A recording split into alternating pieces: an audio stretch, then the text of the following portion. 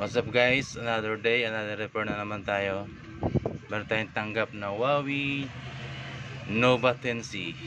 Ang problem ay Huawei ID account. So, re-remove natin. May test point pala ito. Yun yung dalawang dot na maliit na yan. Yan ang test point niya. So, try natin sa unlock tools.